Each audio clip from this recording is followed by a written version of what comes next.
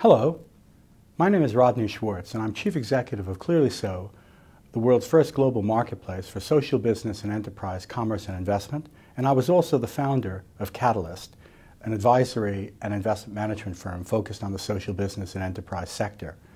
I'm here to talk to you today about changes in the way social enterprises are going to be funded over the next few years. And I'd like to break it up into four categories: sources, types of instruments, delivery mechanisms, and also conditions that'll attach. Let's start with sources. I think those of you who think that the government is going to continue to be a ready source of funding for this sector, and it's been the predominant source of funding for the sector, are fooling yourselves.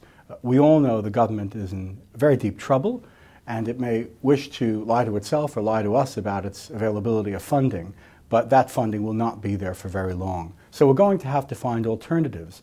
And I think the traditional mainstream institutional funding sector is actually not going to be available for social enterprises, at least for the foreseeable future, because of mechanistic issues. I think really where the balance of funding will come from will be individuals, both high net worth individuals and people like you and me, who want to back a growing social enterprise. So I think sources will be very different. Secondly, the types of instruments I think are also going to be different.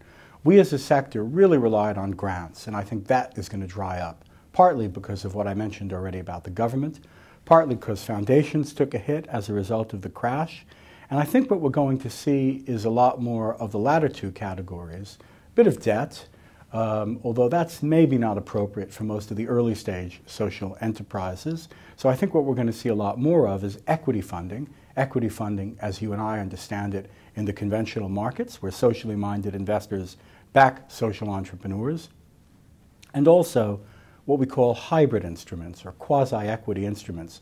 We're advising the HCT group right now, that's a community transport group based in Hackney, on a £5 million funding, which is quasi-equity, where investors have something like a debt instrument, but the rate of return varies depending upon the revenues or turnover of the group.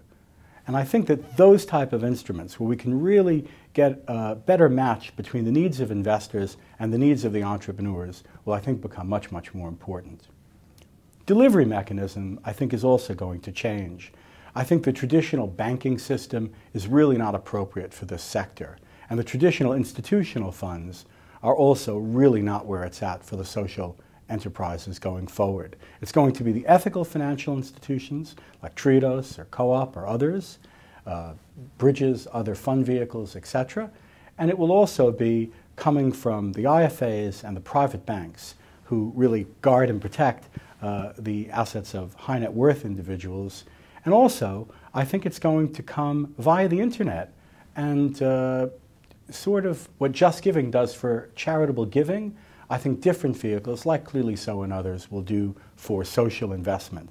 And I think in addition, it's going to come from angel networks, where people get together and are kind of matched, like ClearlySo's social sector speed dating events, where we've raised over £100,000 for social entrepreneurs last year. Finally, I think the conditions are going to be important. I think we as a sector have really gotten away with it over the last decade. People have viewed our kind of sometimes slipshod attitude as almost quaint and eccentric. And I think that's been fine in the early days. But I think now we really have to clean up our act and be a lot more professional if we're going to get the type of funding we desire. And I think that means much better governance, which I'm sure my colleague Steve Dawson will talk about, a much greater degree of transparency, and also being much clearer on the social impacts as well as financial returns that we generate. And I think in general, we're going to have to get a lot more effective at delivering pitches to investors. We have to be able to tell our story and explain to people why it is they should back us, what it is that's important, both from a social and financial perspective.